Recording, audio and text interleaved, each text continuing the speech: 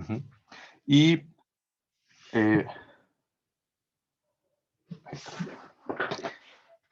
eh, bueno, Nicolás de Cusa es un personaje complicado, complejo, y bueno, básicamente todos los autores que hemos revisado en este curso son complejos, ¿no?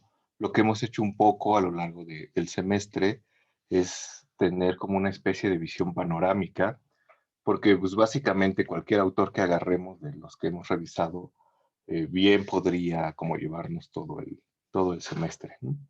Y pasa lo mismo con Nicolás de Cusa, o sea, Nicolás de Cusa es uno de esos autores complejos. Por ejemplo, Cassirer considera que Cusa es como el iniciador del Renacimiento, aunque Cusa es un personaje que nace en lo que ahora es Alemania, ujú, pero pues Cassirer era alemán, entonces ahí hay como alguna cosa preferencial. Y Cusa nace en 1401 y se muere en 1464. Entonces tenemos que Cusa ya está en el siglo XV, ¿no? Eh, en el que pasan como muchas cosas. Normalmente en una cronología tradicional de la Edad Media, como lo comentamos en algún punto, se considera que la Edad Media inicia con la caída del Imperio Romano de Occidente, de Roma, en 473 después de Cristo, y que acaba con la caída del Imperio Romano de Oriente en 1453 con la caída de Constantinopla. Cusa vive como en ese momento, ¿no? O sea, con Cusa estamos hacia el final de la Edad Media. Cusa vive, o sea, todavía está vivo cuando cae Constantinopla y muere cuando eh, Ficino, por ejemplo, está traduciendo a Platón y el Corpus Hermeticum. Entonces, no solamente estamos como en la Edad Media o ya hacia este final, sino que incluso estamos ya metidos en el Renacimiento, ¿no? Porque, bueno, como también lo comentamos y como seguramente habrán visto en algunas otras clases, esta cuestión de los periodos y las eh, divisiones como muy tajantes, pues es algo que en la vida como real es como muy difícil que se dé, ¿no? Siempre hay así como interrelaciones entre los periodos. Y entonces, eh, en Cusa lo que tenemos es, al igual que el maestro Eckhart, al igual que en Lull, al igual que en Maimónides, tenemos detrás como una cierta guía que tiene que ver, por supuesto, con el cristianismo, ¿no? Cusa era cardenal y su obra está como centrada en explicar cómo es que Dios se despliega como en el universo con el agregado, por supuesto, de Jesucristo, ¿no?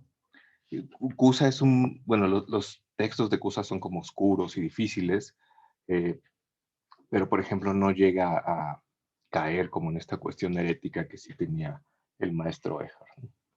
Y bueno, lo que vimos o lo que dejamos leer era un pasaje del libro 2. Aline, ok, sí, no te preocupes. Bueno, era un mensaje directo para mí, pero ya te lo contesté acá, no te preocupes. Eh, este, bueno, les decía que leímos como parte del libro 2, pero lo que encontramos en La Docta Ignorancia, que es este texto, es una división en 3 libros, ¿no? Y en cada uno de esos 3 libros se trata de Dios, del universo y de Jesucristo. Que Dios es algo así como el ser máximo, el universo, bueno, es como el ser máximo considerado en sí mismo y absoluto, así como aparte de todo. El universo es el ser máximo, pero contraído en la pluralidad. Y Jesucristo es una mezcla de los dos. Es el ser máximo, pero encarnado. O sea, está como a la mitad, por así decirlo, de los dos. En lo que funcionaría algo así como una suerte de mediación entre un punto y otro, por así decirlo. Digo, no por nada en el cristianismo, la manera en la que uno puede acceder a Dios una vez que ya existe la figura de Cristo es precisamente mediante Cristo, ¿no? O sea, bueno, ya después en el catolicismo tendremos ángeles y santos, etcétera, que son como intercesores nosotros y Dios tendrían como esta función que tenían los demonios griegos, pero el mediador por excelencia o el máximo mediador es Jesucristo, ¿no? Lo cual vemos aquí un poco en lo que dice Cusa. Y de modo que Jesucristo está como a la mitad y en tanto que está a la mitad tiene como partes de un lado y partes como de otro. Ujú. Eh, pero bueno, antes de tocar un poco esta cosa como del mundo y de Dios, esta otra consideración que tiene que ver con el título del libro, que se llama La docta ignorancia, y que por supuesto remite a esta ignorancia socrática, ¿no? Esta frase trillada de yo solo sé que no sé nada, porque lo que hace Cusa es retomar esta idea y decir básicamente, pues sí, yo solo sé que no sé nada, ¿no? O que ignoro más de lo que sé. Y tiene que ver con esta idea de que por supuesto estamos hablando de que hay un Dios allá arriba, alejado como de todo. La clase pasada hablamos un poco como de esta frontera que hay entre Dios en sí y absoluto, que está considerada por todos estos autores, y el universo, ¿no? Tenemos por parte arriba el- la unidad divina, simple, y tenemos esta frontera que lo separa de la multiplicidad, ¿no? Lo de arriba es uno y lo de abajo, cuando empieza a ser dos, pues ya es múltiple, ¿no? Entonces esta barrera es como esta cosa que separa muy, muy radicalmente. Y entonces Nicolás de Cusa lo que hace es retomar un poco también esta barrera o esta distinción y decir que si nosotros tratamos de conocer a Dios o las cosas en sí mismas o este absoluto, que a final de cuentas es uno mismo con el universo, ahorita vamos a ver cómo, más o menos, como que en este intento en realidad nunca vamos a poder llegar a, una, a un conocimiento pleno y satisfactorio, ¿no? Eh, y no lo podemos hacer porque en tanto seres humanos tenemos estas limitaciones que no nos permiten como superar esa barrera, ¿no? El entendimiento humano tiene ciertos límites que le impiden como superar esa barrera.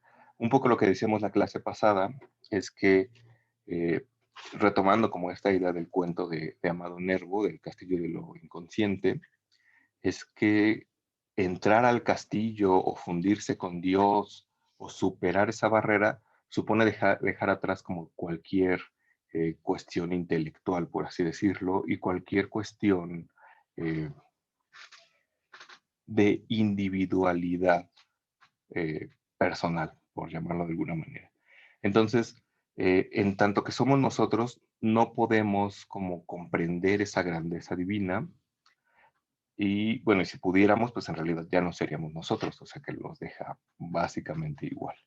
Entonces, lo más que podemos tener de este lado, abajo, es la conciencia de que somos ignorantes. En realidad, todo lo que tenemos abajo es ignorancia, ¿no? Ya sea que hayamos estudiado mucho o que no hayamos estudiado nada, en realidad todos somos como ignorantes, pero hay al menos dos facetas como de esa ignorancia, porque uno puede, seguramente todos han tenido, bueno, en esta carrera pasa mucho, ¿no? Como el compañero farol, que siente que sabe mucho y todo así, y que ha leído mucho, y seguramente igual todos hemos tenido un compañero que es como súper brillante, pero igual es como súper indeciso, etcétera, ¿no? Es como si en la carrera nosotros fuéramos como el universo o tratáramos de comprender el universo y tratar de comprender el universo supusiera leer todos los libros que existen en todas las bibliotecas del mundo. Ujú. Entonces, el, el tipo como más brillante y que se ha esforzado y que ha leído todo, quizá ha leído como el 1%, el 0.3% de la totalidad de los libros que hay que se han escrito, y igual el Superfarol lo ha leído el 4% seguramente, pero en realidad no es nada comparado como con la totalidad de las cosas que uno podría conocer, ¿no? Entonces se pueden dar al menos dos actitudes, ¿no? Una actitud en donde no seamos conscientes de que lo que conocemos es muy poco. En realidad todos somos como ignorantes en esta vastedad divina. Eh, pero se puede dar el caso, como decía, de que no seamos conscientes, ¿no? Y creamos que en este avance somos como sabios, como decía un poco en el video que subí hace rato. Y se puede dar como otra variante en donde yo sí sea consciente de que, pues sí he leído mucho más que mis compañeros y he leído más que mis tíos y mis tías, pero igual, pues no, es muchísimo más lo que conozco que lo que conozco, ¿no? Y entonces, he aquí donde viene esta cuestión de la docta ignorancia, porque lo que dice Cusa es que esta ignorancia o esta docta ignorancia consiste justamente en reconocer que yo no sé y que nunca voy a alcanzar a saber como la totalidad de estas cosas, ¿no? Tiene como un cierto sesgo ambiguo porque puede ser un poco un rasgo como de humildad, reconocer que no, que no sé y que no puedo comprender todo, pero también como, tiene como un cierto rasgo de arrogancia, ¿no? Como de pues, yo ya llegué a este nivel de la docta ignorancia. Y a final de cuentas, es lo único que podemos tener según Cusa, es el único nivel en el que nos podemos quedar, en el nivel de la ignorancia, ¿no? Y en el libro 2 dice que es tanto más docto aquel que reconoce que es ignorante. Mientras más ignorante reconozca ser, en realidad es como más docto, ¿no? Porque este personaje, o yo, o cualquiera que tenga la docta ignorancia, no sabe, al igual que todos no sabemos, pero al menos este personaje sabe que no sabe. Ujú. Que es justamente como esta cuestión socrática, ¿no? El yo solo sé que no sé nada. Es como esta frase que decía algún personaje en la serie de Dark, cuando todo se complicaba y nadie entendía nada, que decía que lo que nosotros conocemos es como una gota, mientras lo que desconocemos es como un océano, ¿no? Entonces, más o menos esta es como la idea de Cusa, que también se parece un poco a esta cuestión de la teología negativa, ¿no? Y de, del de Maestro Eckhart, en donde en realidad pues no tenemos como ningún tipo de conocimiento como certero de Dios, ¿no? Sin embargo, eso no lleva a Cusa a caer como en un escepticismo, ¿no? Al contrario, o sea, les decía que hay como un contexto cristiano, hay una certeza de que hay un Dios ahí, y este Dios representa para Cusa lo que él llama la complicación de todas las cosas. Cuando teníamos esta idea de una barrera entre Dios, la unidad, y el mundo, la pluralidad, eh, tenemos que en realidad todo es parte o son como dos facetas de una sola cosa, que al final es Dios. Pero esta cosa que es Dios arriba y por sí misma, tiene dentro de sí todas las cosas, pero dado que Dios es uno y todo allá es uno, no hay multiplicidad, no hay pluralidad, todo está confundido en una sola cosa. De manera que, o complicado como lo dice el texto, de manera que en ese nivel lo que pasa es que el arriba y el abajo es lo mismo, el adelante y el atrás es lo mismo, no hay como distinción. Cusa en otros pasajes dice que una línea recta es igual que un círculo y es igual que un triángulo, y ahí todo es lo mismo porque estamos a un nivel infinito, ¿no? Ahí todo está compactado y complicado en la unidad divina. Pero esa misma unidad divina se contrae, por así decirlo, o se explica en la multiplicidad, en la pluralidad. De manera que todas las cosas, por así decirlo, del universo están en Dios acá arriba y Dios está en todas las cosas acá abajo. Esta como pluralidad de las cosas es Dios explicado, por decirlo de alguna manera, ¿no? Está como eh, desplegado como en esta pluralidad, que es más o menos lo mismo que teníamos con esta idea en donde al principio teníamos una escala donde Dios estaba arriba y se iba desplegando en la pluralidad, aunque con ciertas variaciones. Hay otros textos de Cusa en donde sí encontramos como esta idea de las escalas. Sí dice así tal cual, hay un Dios, hay un intelecto, hay un alma y hay una materia, pero en la docta ignorancia, pues más bien tenemos esta idea como de la complicatio y la explicatio.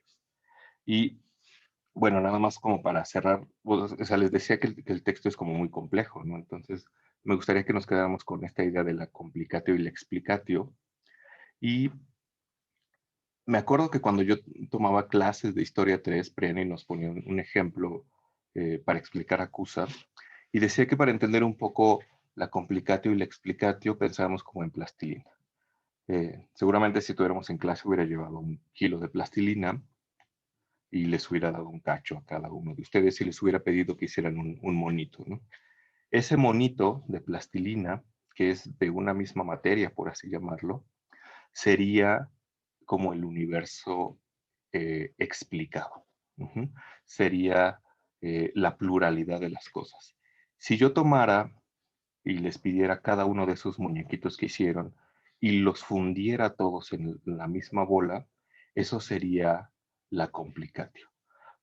Podríamos decir que a nivel o en términos cusanos, todos los muñequitos que ustedes hicieron están en esta masa de plastilina o en esta unidad, pero ya no están como sí mismos, ¿no? Sino que están como complicados. Eso, o sea, es como lo más fácil que se me ocurre como para explicarlo.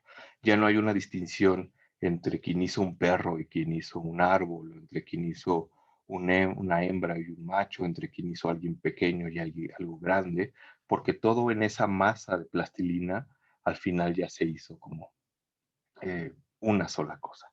Y eso sería la complicatio. Están complicados ahí.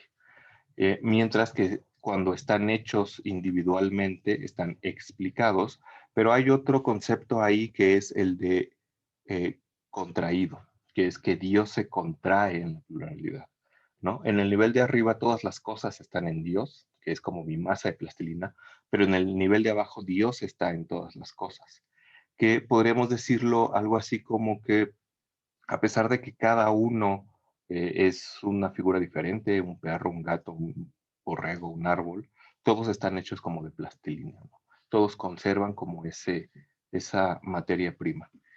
Es un poco más complejo que eso, por supuesto, porque lo que va a decir Cusa es que, bueno, y es como complicado explicarlo, es que todo Dios está en el perro que puede haber hecho un uno y todo Dios está eh, en el árbol que pudo haber hecho otro y todo Dios está en el borrego que pudo haber hecho otro, pero contraído, ¿no?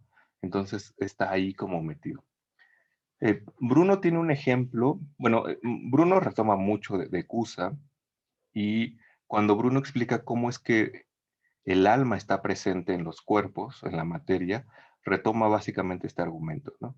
Y dice, el alma está en todas las cosas de manera completa. De manera que en mi mano está el alma completa, en el árbol está el alma, en el gato que estaba ahí arriba está toda el alma, pero toda está en todo y en cualquier parte. Y para explicar esto pone un ejemplo, bueno, porque es un poco contraintuitivo, ¿no? Suponer que todo Dios está en un perro y todo Dios está en un árbol, pero pone este ejemplo en el que dice que el alma, o en este caso remitieron Sakusa, sería la voz. eh, Digo, Dios sería como la voz de alguien que da un discurso, ¿no? De manera que, por ejemplo, en el salón, ahorita que yo estoy hablando, mi voz la está recibiendo cada uno de ustedes de manera completa y no es que uno esté recibiendo un pedazo y otro pedazo y otro cachito, sino que todos al mismo tiempo están escuchando como lo mismo, ¿no? Es lo mismo que puede pasar como en un concierto o en, no sé, lo que se les ocurra. Esta idea del sonido es como un buen ejemplo para eso. Eh, pero bueno, y al final Cusa remitiendo como esta idea de la docta ignorancia y de que esto está más allá de nuestros límites y nuestra comprensión, va a decir que cómo es que funciona esta parte de desdoblamiento y explicación, complicación y contracción, dice que es algo que está como más allá de nuestro entendimiento y que no lo podemos entender racionalmente y que lo único que podemos hacer es intuirlo de manera irracional, ¿no? Entonces es como muy complejo. Pero bueno, lo dejo hasta acá eh, para no complicar más las cosas y para dar como paso a las exposiciones. Bueno, pero antes de eso, no sé si haya alguna pregunta, alguien tiene algún comentario al respecto.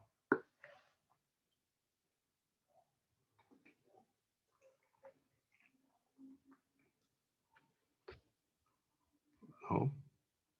Bueno, si no hay como ningún comentario o algo, pues podemos pasar a las presentaciones. Al menos hoy teníamos formados a Darien y a Lynn. No sé si hay alguien más que quiera.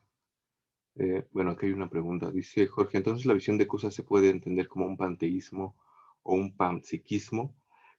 Pues sí, se puede entender algo así como un panteísmo, y creo que es como la visión más intuitiva, ¿no? Entenderlo. O sea, si Dios está desdoblado, digo, contraído en todas estas cosas que es como su desdoblamiento, pues parece decir que Dios está como en todas las cosas, ¿no? Y creo que sí. Pero lo que estaba leyendo en la introducción del traductor de la traducción que le subí, es que decía que Cusa no era de todo un panteísta, pero no daba como más argumentos, ¿no? O sea, a simple vista parece que sí, pero no sé, habría que rascarle más. O sea, parece, o sea, y tiene como toda la pinta de panteísta y decir, pues todo está ahí. Panpsiquismo no sé porque no habla como de alma como tal, pero pues como de Dios sí, ¿no? Habría como que rascarle. Sí, Salvador, puedes hablar ahora, pero pues vas atrás de los que están formados. Entonces, bueno, no sé. Bueno, yo sé que en medio no contesté la pregunta, o medio sí, pero bueno. Eh, pero no sé, ¿quién quiere empezar entonces con la presentación? ¿Darien o Lynn? ¿O le ceden su ¿Yo lugar? puedo empezar? Sí, claro, O bueno, no sé si quiere empezar ella primero. como quieran.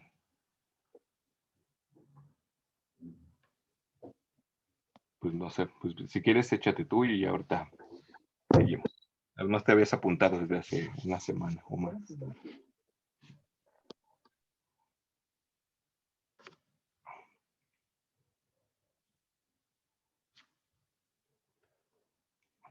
Bueno, creo que ya perdimos a Darien. Hola, buenas noches. ¿Sí pueden escucharme? Sí, ya te escuchamos. Bueno, mi trabajo final versa sobre el movimiento en Aristóteles. Ujú. Bueno, Aristóteles no fue el primero en plantear las teorías físicas sobre el universo. Los llamados presocráticos se dedicaron a estos temas como él mismo reconoce. Aristóteles, Aristóteles era meteco. Creció entre el mundo antiguo y debe considerarse la importancia de este importante filósofo dentro de este importante periodo de la humanidad. Entre estas ideas encontramos su visión del universo, que fue muy importante para siglos posteriores, principalmente dentro de la Edad Media.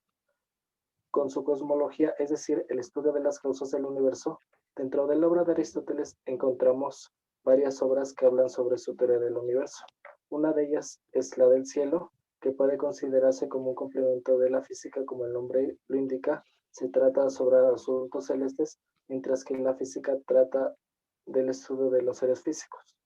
A mí me llamó la atención este tema dentro de Aristóteles porque, pues, como mencioné, fue bastante importante para siglos posteriores y pues la pregunta que yo me planteé fue que si el movimiento determina la generación y la corrupción dentro del universo. Ujú. Y bueno, yo lo que intenté decir es que cuáles son las causas del movimiento dentro de Aristóteles, si existe como una automoción. Dentro del Tratado del Cielo, Aristóteles como tal no habla del motor inmóvil, pero pues sí reproduce, por ejemplo, y dice sobre el cielo, y el cielo como tal se entiende como que proviene del término griego Uranos, que significa como esfera que circunda el universo, y también como pues el universo es esférico. y dentro del Tratado del Cielo trata principalmente de decir de que el universo como tal no es algo infinito, sino que está delimitado porque es un cuerpo. Y pues habla del geocentrismo y pues fue combatido como tal en siglos posteriores. Ok. Sí, pero, por ejemplo, yo que conozco un poco más tu trabajo porque me lo habías enseñado, creo que a mí no me quedaba claro, bueno, les cuento un poco a los compañeros, ¿no? Porque dices que estás tratando como el movimiento en relación con esta cuestión de la generación y la corrupción. Y lo que a mí me hacía ruido, como desde la primera vez que me lo planteaste, es que para Aristóteles el movimiento no necesariamente está relacionado con la generación y la corrupción porque hay dos tipos de movimiento, ¿no? Que es el movimiento de acá abajo, que es ascendente y descendente, que ese sí está relacionado con la generación y la corrupción, pero el movimiento del cielo, de este Uranos que tú mencionas, es circular y perfecto y ese no está relacionado con la generación y la corrupción. Y era algo que te había notado, no sé, porque no he revisado lo último que tienes, pero no sé o sea, si ya aclaraste como algo en torno a esta distinción, porque ahorita que nos lo contaste, pues tampoco vi como esta distinción. Sí, principalmente es, es que en algunos casos sí se puede entender de que el movimiento determina si algo sea perecedero o imperecedero, como en el caso de los cuatro elementos, pero en algunos casos, como dentro de la obra de Aristóteles, por ejemplo, el motor inmóvil, pues obviamente por ser en sí mismo estar en acto, pues sí como tal es imperecedero. Sí, pero por ejemplo me refiero sobre todo a este otro nivel del éter, ¿no? Porque el motor inmóvil, como dices, no está en decaelo y bueno, está considerado, ¿no? Pero el motor inmóvil estaría más allá incluso que el éter, ¿no? El éter eh, no es el motor inmóvil, pero tiene movimiento y no es perecedero, ¿no? Entonces, lo que yo te decía, en lo que te había comentado en tu trabajo, sí, creo que está bastante bien.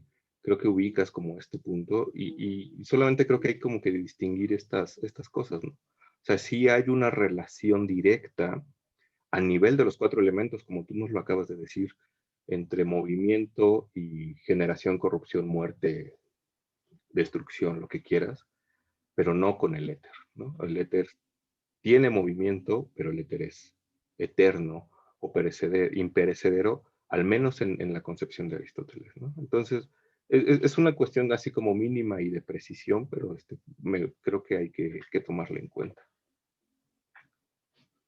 Sí, claro. No sé si alguien quiera comentarle algo a Darien. Les decía que a mí ya me había contado un poco más sobre su trabajo, entonces por eso lo ubicaba. Pero si alguien quiere comentarle algo o preguntarle algo, es el momento para ello.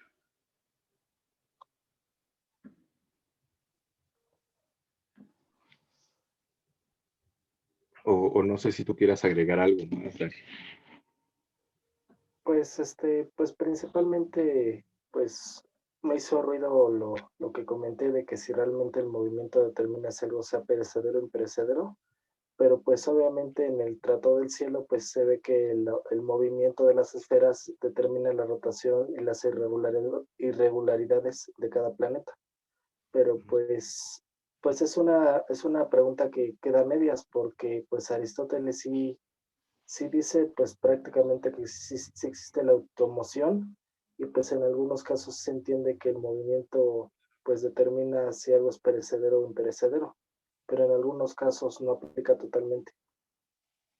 Sí, bueno, es que justamente como tú mismo dices, ¿no? O sea, en el caso de Aristóteles, es lo que comentamos un poco cuando lo revisamos en clase, es que Aristóteles tiene como, o llega a conclusiones como muy teóricas, ¿no? Y parece que el movimiento y la corrupción y la generación está reservado acá arriba y los cielos son imperecederos, pero y por supuesto ahí está como esta cosa que hemos llamado imagen del mundo, pero no deja de ser problemático porque hay ciertos fenómenos que parecen que ocurren allá arriba en donde hay generación y corrupción, como el nacimiento de una estrella, como no sé, los cometas, etcétera, que son, o sea, el nacimiento, o sea, la explosión de una estrella, ¿no? Que es generación y corrupción, como vida, muerte, en un ámbito en el que parece que no debería como haber eso, ¿no? Parece que hay ahí como un movimiento que está acompañado de generación y corrupción en un nivel en el que no, no debería haberlo, ¿no? Entonces, como dices, está como a medias esta cuestión.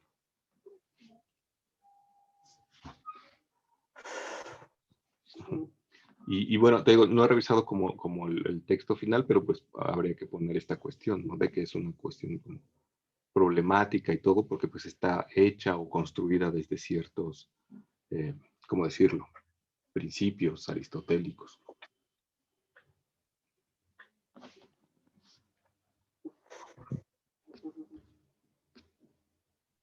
Ujú. Bueno, no sé si quieres agregar algo más o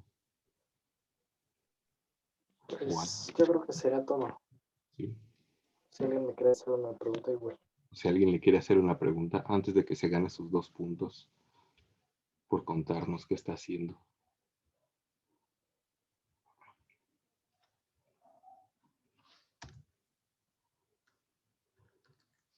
Bueno, pues si no, pues ya, muchas gracias, Darín.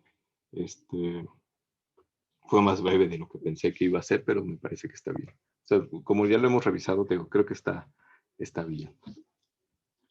Bueno, si no hay nada, entonces seguimos con Aline. Bueno, tenemos 2 Aline en el curso, pero hay una Aline que ahora es Iris. Entonces, pues si quieres, nos puedes empezar a contar, Aline.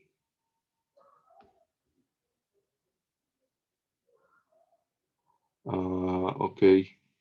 Bueno, Aline dice que no tiene micrófono.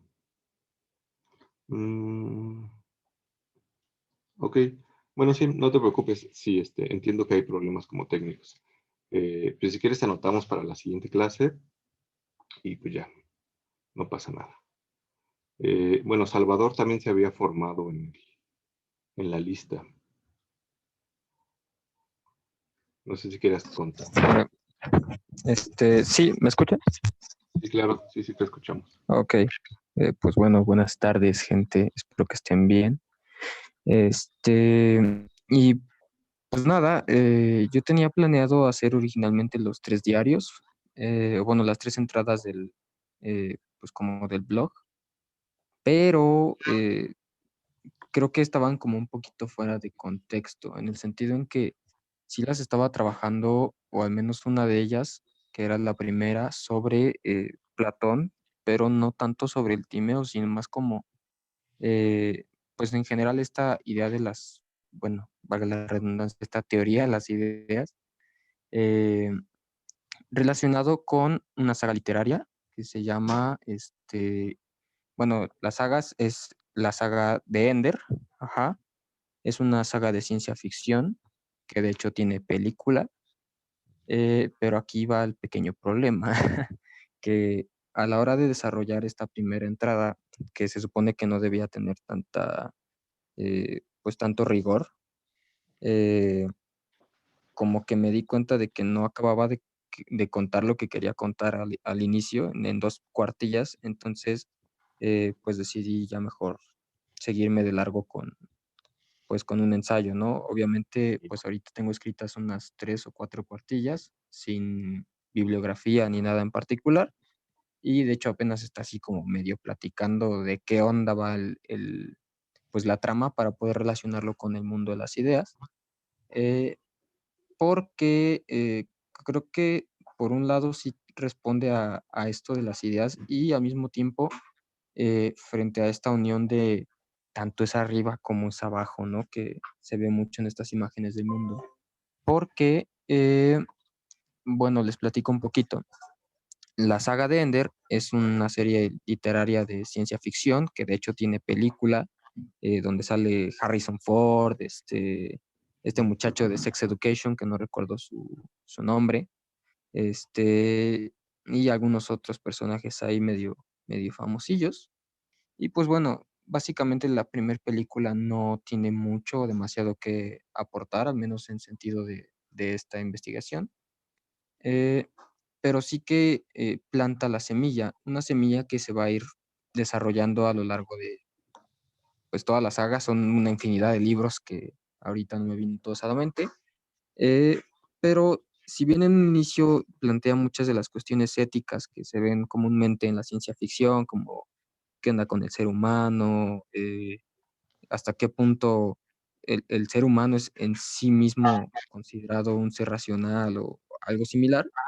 eh, ya por ahí del tercer, cuarto libro, sin afán de hacerle spoiler a alguien que ande por ahí leyéndola o quiera ver la película, eh, pues bueno, se mete ya con problemas metafísicos, en el sentido en que se toca una especie de noción cuyo nombre va a sonar un poquito raro, Aiwa. Ajá, así tal cual, las vocales A, I, U, A. Aiwa, que en sánscrito, si no mal entiendo, significa vida. Ajá.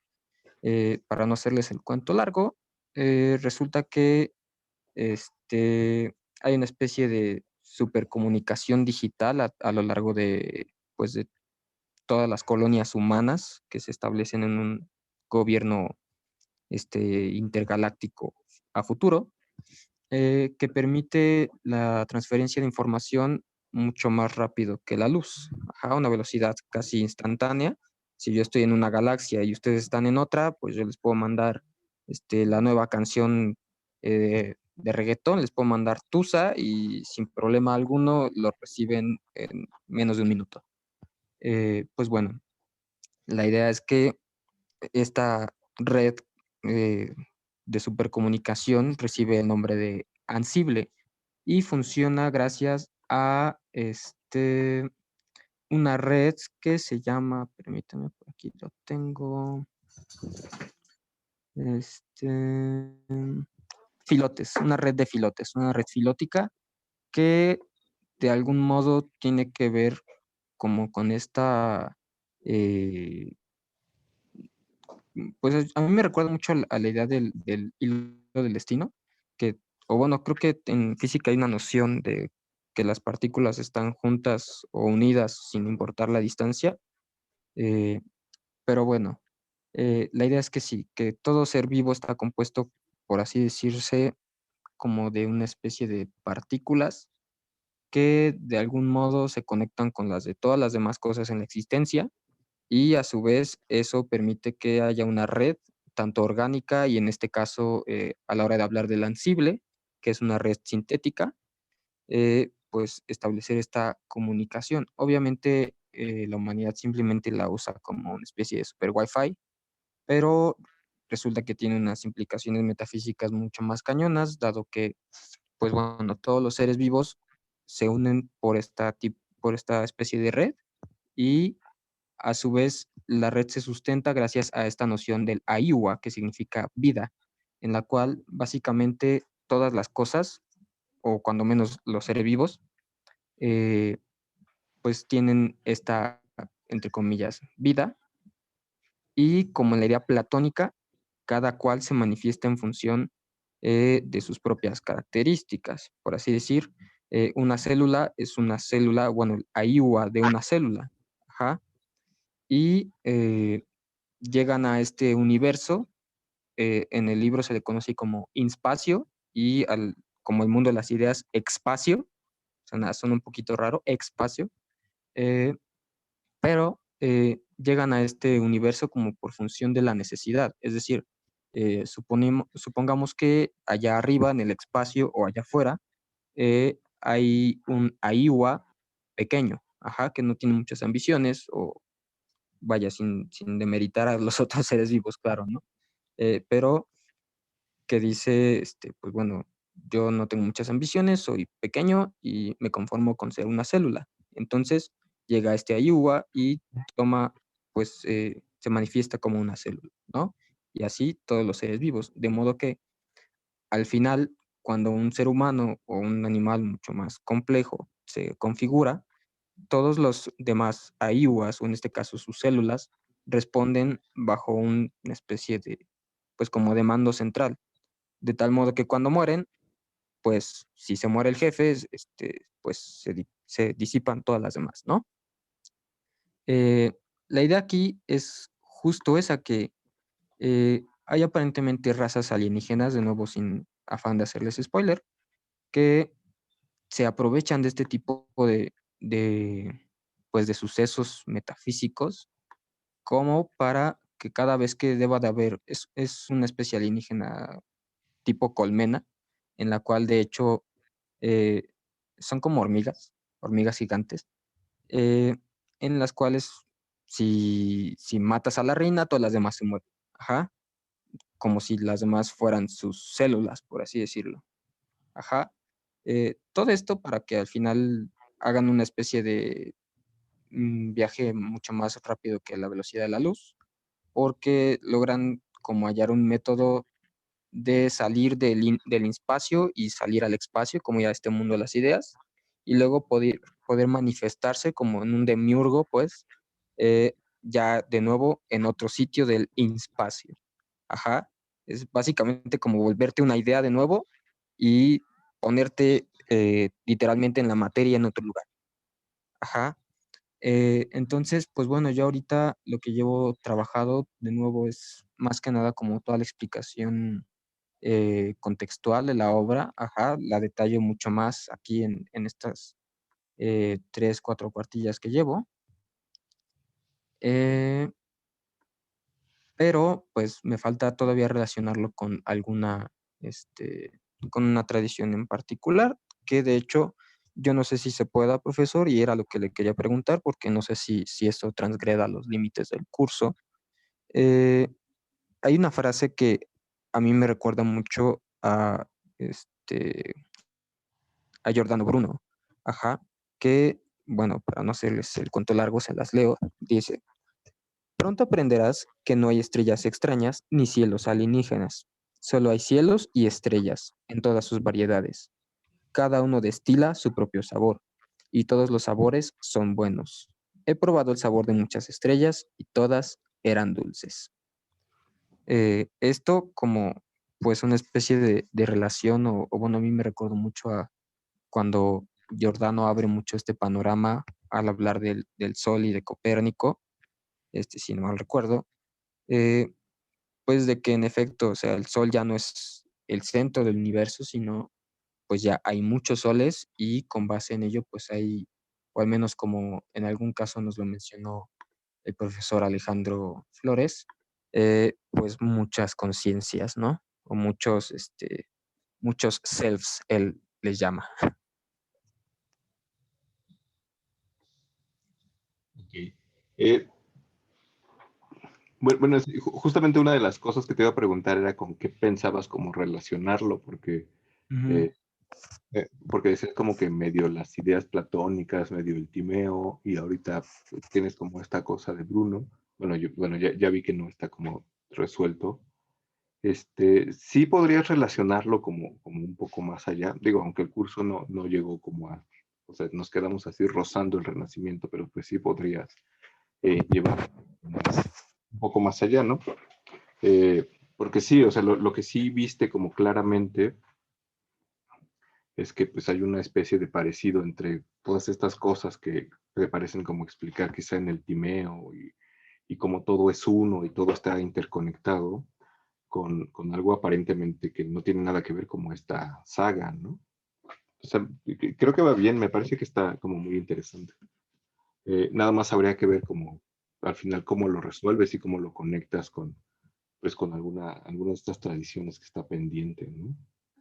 Sí, de hecho esa era mi duda, como si me podría contestar de algún modo, eh, como alguna tradición. O sea, yo lo veo muy platónico, pero no sé si pueda salirme del Timeo sin jugarme, por ejemplo, Sí, del sí. Fedón o cosas así, porque, vaya, de hecho, esta es una idea que a mí me surgió por ahí pues creo que sí, segundo o tercer semestre, que pues teníamos muy fresco a Platón. Dije, pues oye, estaría cool hacer hasta una tesis, ¿no? Al respecto, pero pues nunca vi la oportunidad de hacer un trabajo sobre esto, y ahorita que vi pues lo de la página, dije, creo que sería una buena oportunidad, nada más que pues ya se me pasó la mano y mejor seguirlo como ensayo. Sí, está bien porque al final de cuentas, o sea, es un poco lo que les decía, ¿no? O sea, no es que el Fedón o el Timeo o el Parménides haya atravesado como todo este periodo intacto y neutro, pues sino que en el Inter hay interpretaciones, ¿no? Y esto se va convirtiendo. Incluso la visión de Bruno es una visión neoplatónica, un tanto extraña, por supuesto, pero pues tiene ahí de fondo como estas cuestiones que podrías como explorar, ¿no? O sea, me queda claro que ahí mínimo la idea de la unidad de todas las cosas, ¿no?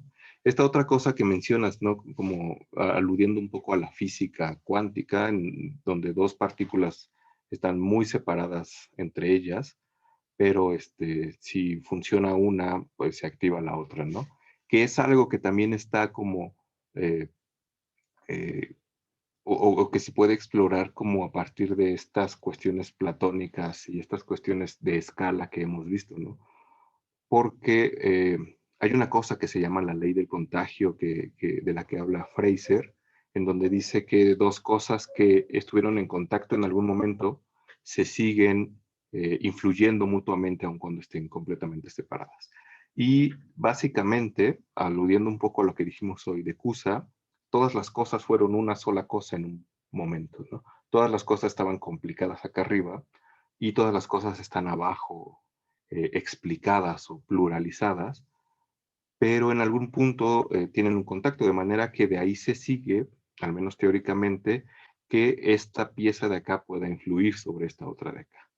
Entonces, ¿con qué tradición podría conectarlo? Pues yo creo que básicamente tienes ahí como todo un abanico para conectarlo. Puedes conectarlo ya sea con el platonismo desde el Timeo, puedes conectarlo con el hermetismo, no sé, incluso igual ya sería como meterse un poco más, ¿no? Como en este desdoblamiento de la cábala judía. Si eliges con Bruno está bien, porque al final son como desarrollos platónicos que tienen más o menos los mismos supuestos o los mismos funcionamientos. O sea, yo sé que al final te dejé igual, así como por dónde me voy, pero pues quería como señalar eso, ¿no? Que se puede como rascar ahí.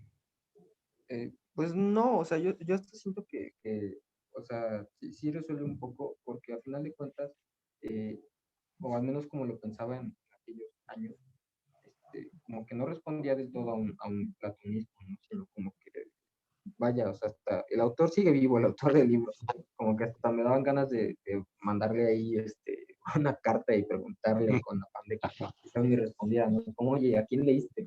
Eh, claro. pero creo que sí, o sea, igual él bebe quizá de una tradición que a lo mejor él no la concibe, ¿no? Pero que la tiene por ahí con cierta influencia, entonces como que hasta yo podría agarrar y hacer una especie de popurrí por ahí y como relacionarlo con varias fuentes, ¿no? De hecho, pues ya no lo mencioné, pero creo que es una de las partes que más me gusta del libro, o en otros libros, que de hecho hasta la idea de Dios como Dios manifestándose aquí es gracias a una de estas presencias aiua, de nuevo la palabra es un poco rara, ¿no? Ujú. De modo que sí, o sea, si uno de estos aiuas desea ser Dios, o bueno, es tan grande como el tamaño de Dios, puede manifestarse en el espacio como Dios. Claro. Sí, pues no sé, creo que hay mucho como de dónde rascar y lo único que espero es que como te pasó al principio, que en 2 cuartillas no quedó porque se extendió demasiado, a ver si cabe en máximo 10 cuartillas, ¿no? Porque, o sea, como que Creo que puede sí. para mucho, ¿no? Por eso también creo que Sí, habría como que definir como una tradición, si quieres llamarla así, y decir, pues esto se parece aquí por esto y esto y esto. Y al final de cuentas, que es un poco lo que pasa a veces con las novelas de ciencia ficción, hay toda una especie como de cosmovisión detrás, como de la novela o de la saga de novelas que sirve como de sustento, ¿no? Que es más o menos lo que tenemos aquí o lo que hemos llamado imagen del mundo todo este curso. Te iba a preguntar, claro. no sé si lo dijiste, ¿quién es el autor de las novelas? Ah, no, no se los dije, perdón. Se llama Orson Scott Card. Si quieres se los pongo en el chat para que ahí lo tengan, permítanme. Bueno, supongo que también en el texto pues tendrás que ponerlo Sí. Ajá, o sea, y si pones la referencia a la película y todo, pues eso ayuda como a complementar. Ujú. Pero sí, bueno, al menos a mí me parece que va bastante bien. O sea, hay cuestiones como que resolver y que contemplar, pero me parece un buen tema, considerando que Ok. llevas tus cuartillas y habrá que, como que resolver cosas. Ujú. Sí. No, no sé si alguien quiera preguntarle algo, alguien quiera comentarle algo a Salvador.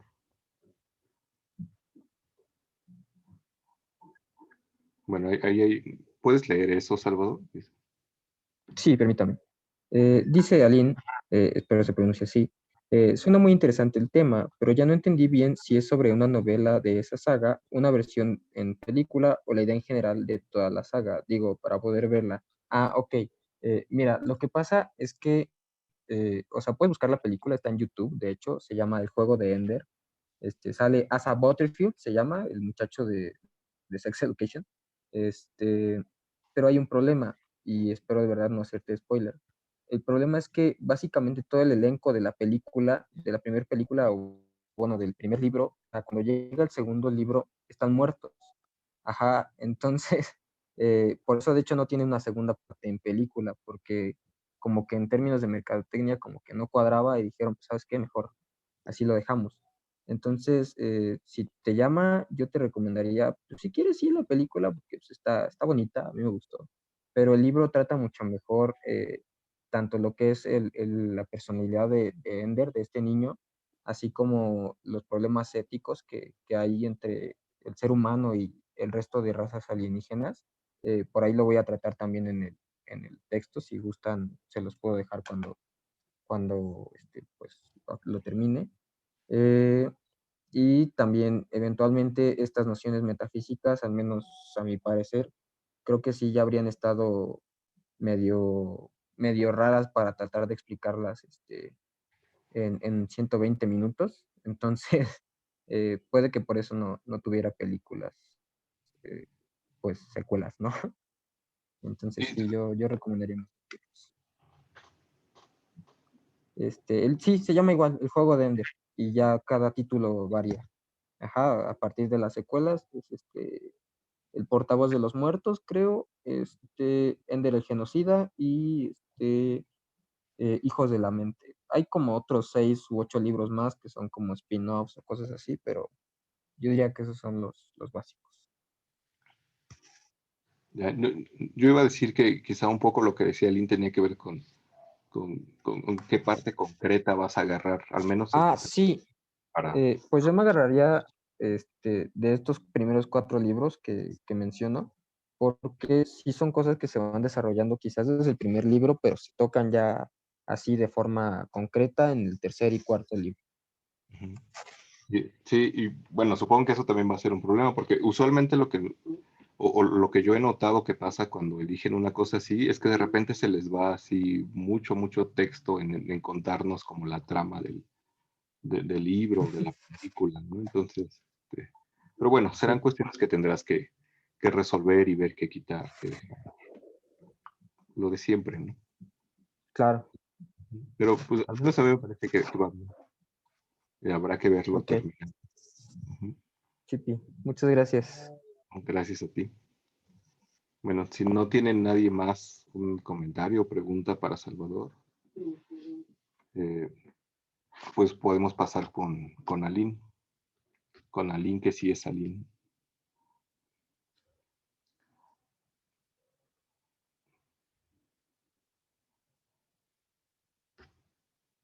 Eh, bueno, no escucho nada.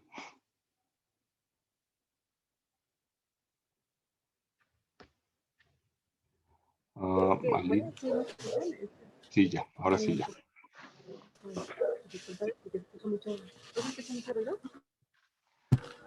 Se, se escucha como un poco de eco, pero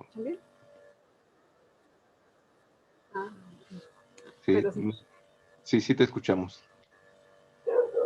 Sí, Escuchamos bueno, al bien, perro. continúo. Yo hice 3 entradas. ¿Cómo? Nada, que escuchamos al perro también. ¿Sí? Ah, ajá, es que lo malo es que están hablando mucho. Para Sí, que, sí, no te preocupes.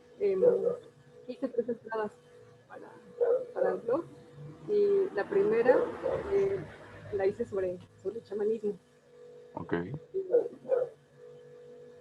Pues hablando sobre el chamanismo, me encontré como pues su base, ¿no? Primero a partir de su base, que tal cual dicen que es una premisa de que el mundo visible está impregnado por fuerzas y espíritus también invisibles que son de dimensiones paralelas y que afectan como a todas las manifestaciones de la vida. Okay. Pues hay mucha, como, pues sí, la verdad, hay mucho de donde leer sobre el chamanismo. Yo pensé que no iba a encontrar tanto porque se me hacía más como rural y menos espiritual. Obviamente eso como del habla muy en la práctica. Pero sí encontré que, pues la definición, por ejemplo, de los antropólogos como un intermediario entre el mundo natural y el espiritual, o como personas que realizan viajes como a otros mundos en un estado de trance, pues ya, donde contactan con seres de uno y otro plano. Eso pues lo relacioné mucho con, por ejemplo, el Poimandres y con Macrobio, porque pues hablan sobre como apariciones, ¿no? A los chamanes dicen que se les aparecen a veces los espíritus y les dan como más conocimiento. O también Claro. que hacen conocer otros mundos. Entonces hay muchos como elementos. Dicen, por ejemplo, no, ya no qué era, pero me imagino que es una antropóloga que se llama Mircea Eliade. Dice que los chamanes son hombres y mujeres especialistas en el alma y en lo divino, y en sus interacciones del alma con lo divino. En su caracterización dice que los chamanes son guías espirituales que realizan ascensos hacia el cielo y que dejan su cuerpo para poder entrar al mundo sobrenatural, así como pasa por ejemplo con ellos, ¿no? Pienso relacionarlo así con el de ellos principalmente. De hecho, pues yo creo que las demás entradas también, porque en esta, por ejemplo, me llevaban a las otras dos, pero bueno, siguiendo con los chamanes, dice que la versión de un chamán que es del Amazonas y también peruano, un inca, dice que en su tribu, cuando estaban haciendo una ceremonia, en el centro de la tribu descendió una ave blanca y eso ellos dicen que fue debido a que los habitantes tenían mucha sensibilidad a la naturaleza, eran muy abiertos a recibir mensajes, por lo que pudieron a su vez hablar con las estrellas o con su padre el sol. Es como una anécdota que cuenta. Más bien una leyenda que le transmitieron a él. Dice que dicha ave blanca les había anunciado que venía de parte del gran creador y que les traía un gran mensaje, que los tiempos de cambio van a llegar y sobre todo venía con una receta muy especial, que era una liana encontrada en una selva llamada la soga del alma, o el lenguaje quechua, la conocida ayahuasca. Okay. Entonces, pues sentí que era como mucha relación con la aparición de Mandres, como que dar un mensaje, ¿no? Ahí dice, me gustó la parte en la que dice que eran habitantes que tenían como mucha sensibilidad a la naturaleza y que estaban muy abiertos a recibir mensajes, porque me acuerdo pues el inicio, ¿no? Después Madre dice que estaba Hermes como muy profundo en sus reflexiones, ¿no? Sentí que pues, también estaba muy interesado, estaba como muy abierto a recibir mensajes. Y pues ya después hay detalle como es su viaje. De acuerdo a esa misma antropóloga, dice que los chamanes pueden visitar un mundo inferior, un mundo terrenal o bien un mundo superior o celeste, donde además cada uno de estos planos se subdivide en varios niveles transitables. Y también sobre la iniciación del chamán, pues como el chamanismo se da en muchísimas culturas del mundo, no hay, pues hay diversidad, ¿no? También como de iniciación, pero lo que sentí que iba acorde con las entradas era que decía que el chamán era aquel que tenía un llamado. Para esos chamanes tenía que tener un llamado. Y, por ejemplo, los tapirapés, los americanos, decían que eran llamados los chamanes en sus sueños, como sueño de. Y después de eso requerían un entrenamiento largo. Los iniciados tenían que responder a este mensaje y someterse a un proceso de preparación y purificación espiritual. En esta fase de iniciación, los sueños y las visiones son elementos recurrentes, al igual que la necesidad de ayunos prolongados. Entonces, pues sí, nuevamente la relación, por ejemplo, con el con macro. Ahí va, ¿no? La primera entrada con el chamanismo. O sea, esta es solo una entrada. Ajá, sí, solo una. Ok. Sí, la segunda, las otras van de la mano, de hecho. La segunda entrada, pues la hice ya como peculiar de la ayahuasca. Ok. Porque, pues ya da una idea muy amplia lo del chamanismo. Primero incluí esa, primero como que investigué bien sobre esa. Y ya después, pues ya sobre la ayahuasca, que es como una bebida tradicional del Amazonas, que se caracteriza por tener como efectos alucinaciones en las personas que los consumen. Y investigué cómo hacen las experiencias, ¿no? Y explico con la ayahuasca, cosas así. Y encontré una muy buena de una escritora chilena que se llama Isabel Allende. Y escribió en uno de sus libros experiencias. Y casi muchos concuerdan en que empiezan primero como con la visión de forma geométrica, como muchos colores de forma geométrica, pero después van como que subiendo, ¿no? Van en un ascenso.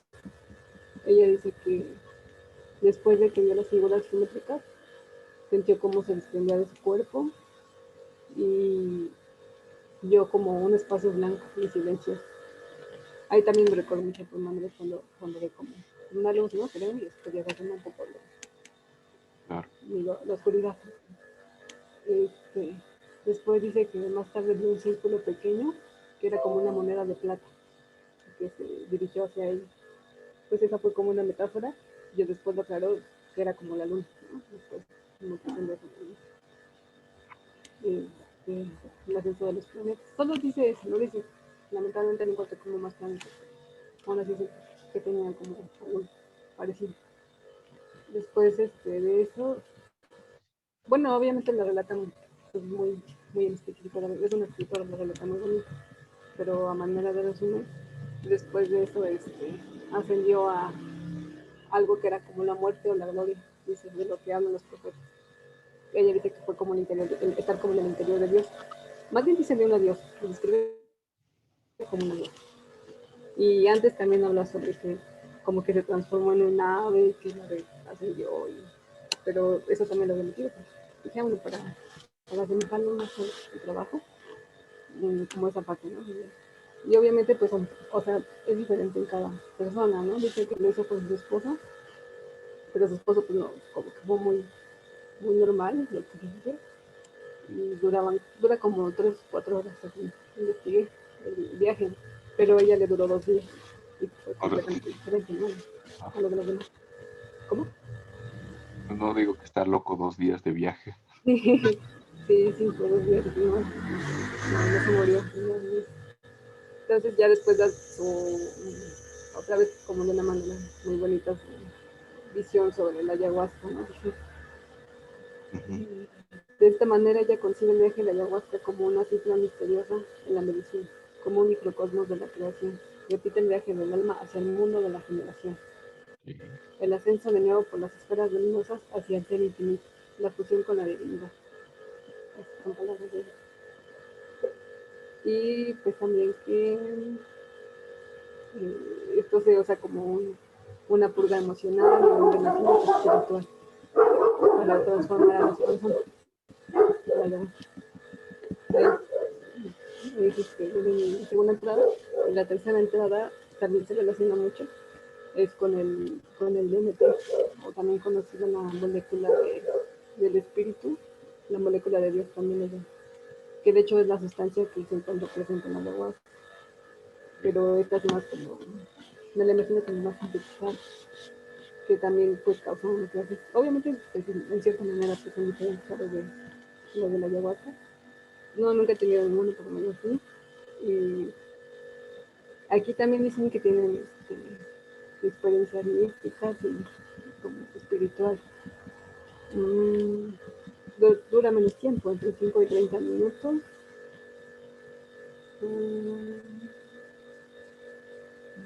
Dicen que también tienen como comunicación con seres distintos.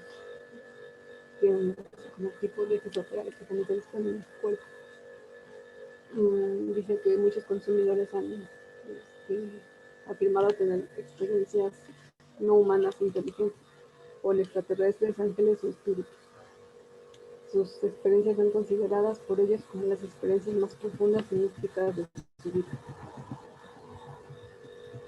Hay de hecho un estudio hicieron de que, bueno, estudiaron a unos consumidores, creo que de Inglaterra, no recuerdo de dónde era, y dijeron que veían a entidades que según puedes ver como gnomos, dioses y otras criaturas que suelen tener como un mensaje también para ellos. Entonces, en el estudio dice que 69% de los participantes dijeron que recibieron un mensaje de dichos entes. Nuevamente, pues pienso relacionarlas, siento que las puedo relacionar bien con el mando, con el mensaje o con Macron. Y curiosamente, más de la mitad de los encuestados que se consideraban ateos agnósticos antes de reunirse con estas criaturas, después consideraron la existencia de un dios o de poderes superiores.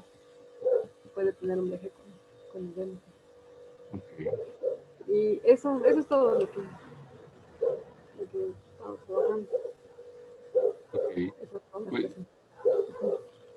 Pues, me parece que está muy bien, o sea, me parece un tema muy, muy interesante porque tiene como bueno, por supuesto esta cosa, ¿no? Que te hizo como relación del Poimandres, donde Hermes está así como somnoliento y entra como en este estado de, de sueño, de visión, etcétera, en donde ve otra cosa, ¿no? Y donde se le revelan otras cosas. Y lo interesante de tus tres entradas es que parece que hay como un trasfondo común en donde tenemos algo así como la presencia de un mundo material, que es en donde estamos, pero también como la presencia de un mundo espiritual, de un mundo del alma, de algo que se nos revela mediante otras cosas, ¿no? En esta cuestión del chamanismo y los viajes y cómo el alma se conecta, o en esta cuestión de la ayahuasca y de esto, parece que es como una puerta que nos conecta como en dos mundos, ¿no? De hecho, en alguna parte mencionas, ¿no? Como en estos viajes, cómo van subiendo los mundos y las estrellas y las esferas. Y creo que detrás de ahí, pues sí, hay por supuesto como toda una imagen del mundo que es un poco menos ortodoxa que quizá los textos que hemos revisado, pero que me parece que está muy bien. O sea, me parece que ubicas como bien un punto y es un punto que guía como las tres entradas. Creo que va bastante bien y pues sí, habrá que leerlo. Me gusta como esta, ¿cómo decirlo? Como este toque que tiene, sí, no sé, como que te gusta rascarle por ahí, por ciertas cosas o sea, que por ejemplo a mí no se me hubieran ocurrido, ¿no? Pero parece que o sea, que se puede como relacionar. O sea, yo creo que va muy bien. No sé si alguien quiera preguntarle algo a Lino, comentarle, decirle. Es justo ahora el momento para hacerlo.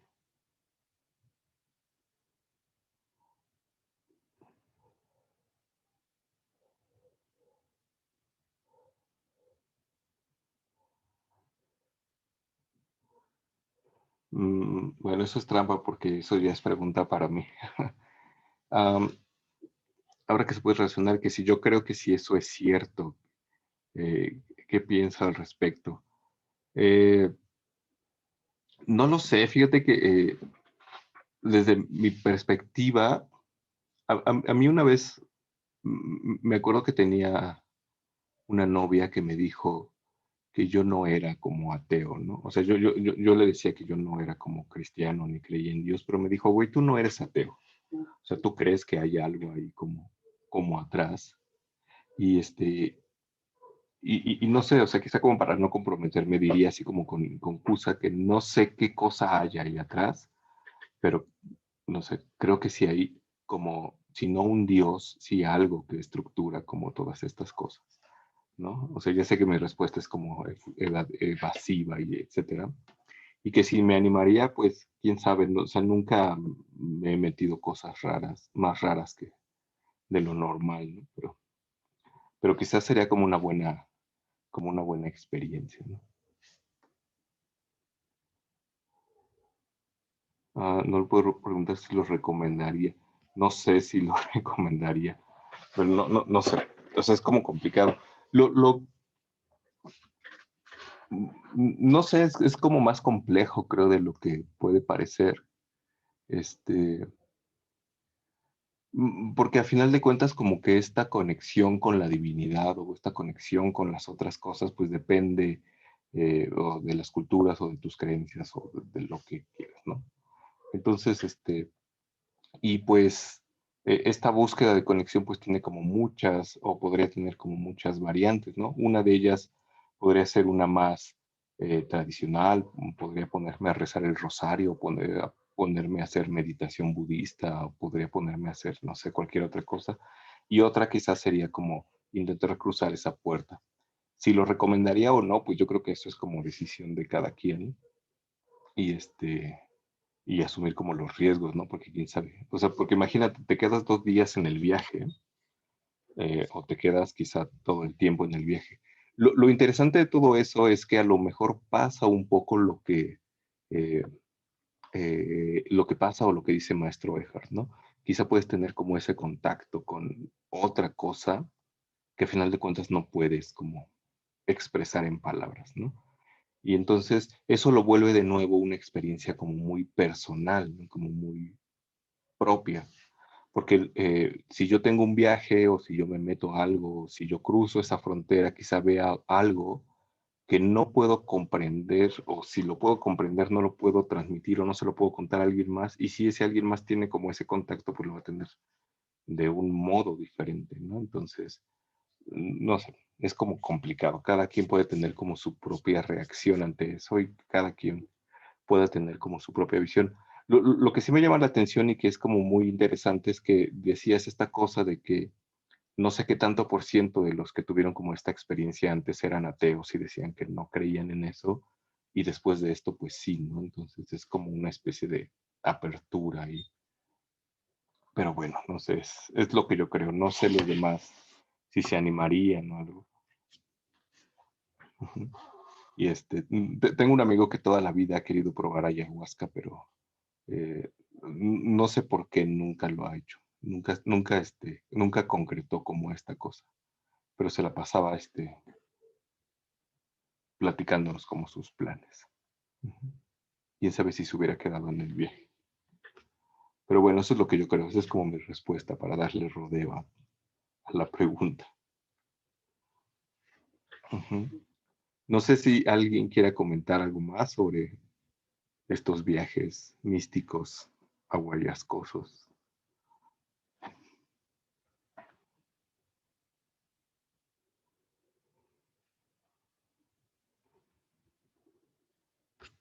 ¿No? Pues bueno, si no, gracias, Aline, ya tienes tus 2 puntos por contarnos esto y pues por supuesto ya habrá que ver terminado como las entradas, ¿no? Y ya, luego a ver qué pasa. Eh, no sé si había alguien más formado como en la fila para contarnos hoy sus cosas, según yo no, pero si hay alguien más, tenemos todavía poquito tiempo. Jorge, sí, cuéntanos. Buenas noches, ¿se escucha bien? Sí, sí, te escuchamos. Sí, claro. Mm, Hola, sí, te escuchamos. De repente como que se corta, pero sí. hola. ¿Así se escucha mejor? Ujú, sí, mejor. Sí, bueno, mi propuesta es también realizar 3 entradas para el blog de 3 temas distintos basados en 3 películas distintas. Ok. La primera es una de Hitchcock que se llama Spellbound, que tiene, a la que le hay relación como cuando hablamos del sueño como mediador para que se nos revele cierta verdad, como el caso de Macrobio, el Poimandres y en la hipneautomaquia. Ok. Entonces, pues, lo que había es- lo que quise hacer énfasis de la película es que, bueno, la trama es muy larga, pero lo importante es que como que el protagonista sufrió un accidente o algo le pasó, pero no recuerda lo que le pasó, o quién es, o qué hace, dónde está, ni nada.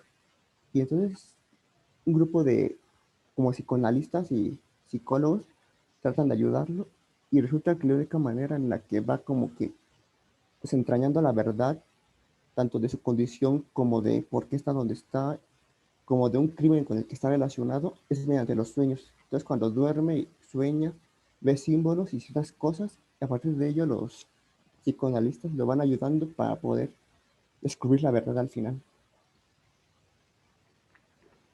Entonces ya, esa es la Ok. primera. Es la primera. Bueno, a ver, cuéntanos las otras. Sí. La segunda tiene que ver con lo de la cábala y los números como también revelaciones, que tiene que ver con una película que se llama Presagio con Nicolas Cage.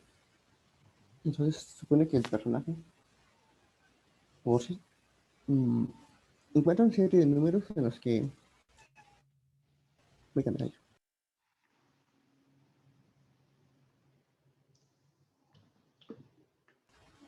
Ahora sí, se supone que el personaje encuentra una lista con números que le dejó alguien que encontró por azar, eso no importa, y que son un montón de números y series que parecen que no tener nada de sentido, pero a medida que pasa el tiempo, como que él se ha dado cuenta que esos números no están hechos al azar, sino que son tanto fechas como coordenadas geográficas, y va viendo que se tratan de revelaciones de catástrofes que han pasado y que sucederán a lo largo de la historia, y al final se supone que trata como que de evitar los números que tiene en la lista, trata de evitar que algunos pasen, no lo logra porque es como el destino que pasen las cosas, y mm, el último número como que lo lleva un pasaje de la Biblia, del Apocalipsis, sabes que le anuncia el fin del mundo, y pues él tiene que hacer algo con eso, o ver cuál es el significado de todo eso.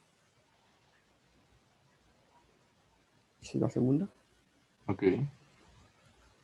La tercera sí es una película ya de plano super comercial y que es muy moderna. Y es la de Pixar de Soul, la que se estrenó hace como un año, Ah, no lo he visto. que tiene que ver con esto de la caída del alma.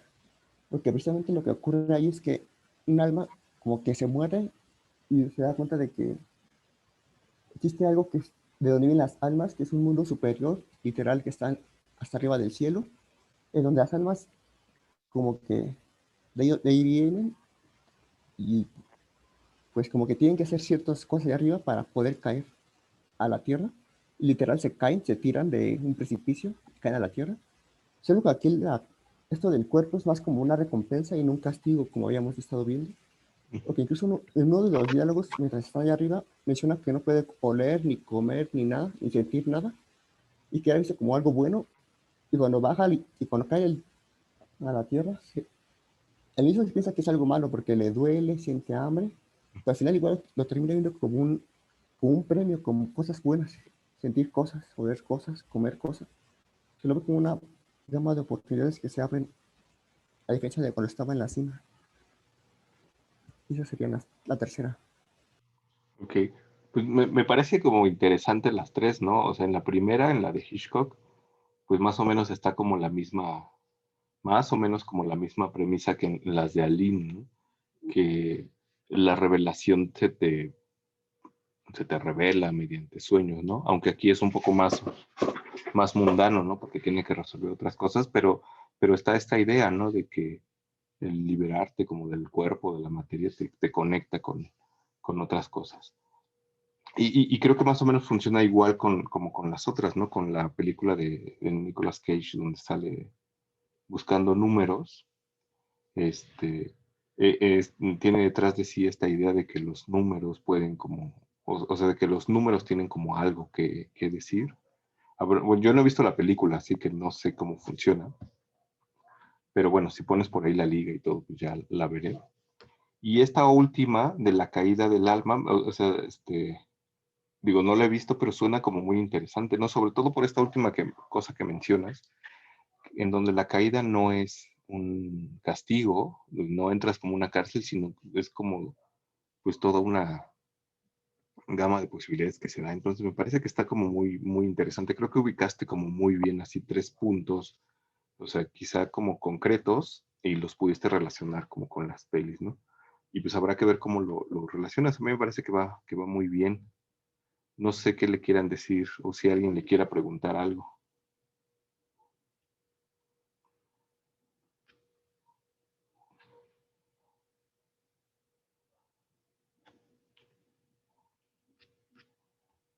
¿no? ¿Cómo dijiste que se llama esta última película?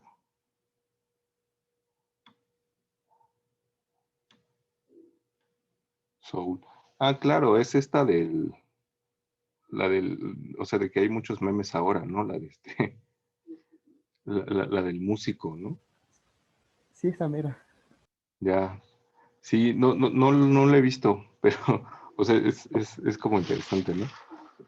Es como justo interesante como igual en algo que uno cree que no tiene nada de relación con filosofía de la Edad Media, podemos encontrar como una conexión.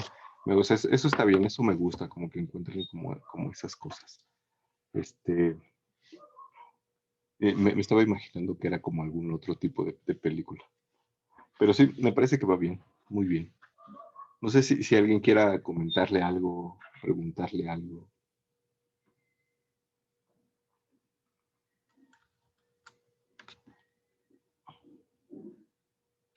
¿no? Bueno, Lynn te pregunta algo por ahí.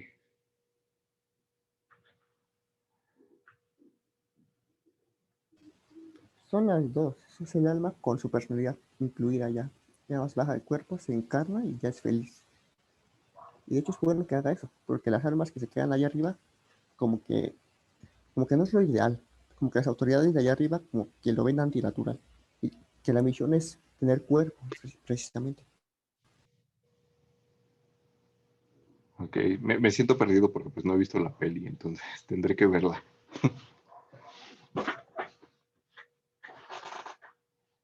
Ujú.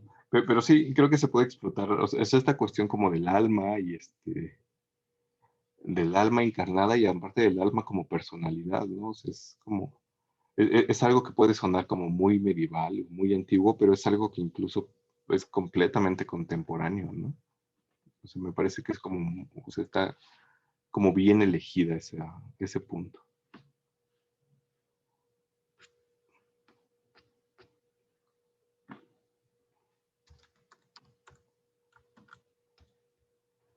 Ujú. Bueno, no sé si hay alguien más que quiera preguntarle, porque si no, creo que hasta aquí quedaban como nuestras presentaciones. O no sé si alguien quiera usar estos últimos minutos para contarnos. Y si no, pues lo que vamos a hacer la clase que viene, pues es dedicarle eh, al- el tiempo a lo que resta de las presentaciones, que pues ya no son tantas. Ujú. Eh, lo que voy a hacer para la siguiente clase, les digo, voy a tomarme unos minutos al inicio, unos 10, 15 minutos para hacer un cierre o un comentario final como del curso, para no dejar volando así como estas cosas. Y, y pues ya, le dedicamos como el resto a las presentaciones. Entonces ya la siguiente clase no tenemos nada que leer, ya no subiré videos tarde porque pues ya no hay tema y pues le dedicamos todo a las presentaciones. Ujú. Entonces, si no hay nada más, pues lo dejamos hasta acá y nos vemos el próximo miércoles. Ujú. Pues vale, muchas gracias por haberse quedado más tiempo a escuchar a sus compañeros y pues ya, solo falta escuchar a los que restan. Nos Nos vemos la siguiente semana. Bye. Gracias. Gracias, que estén bien.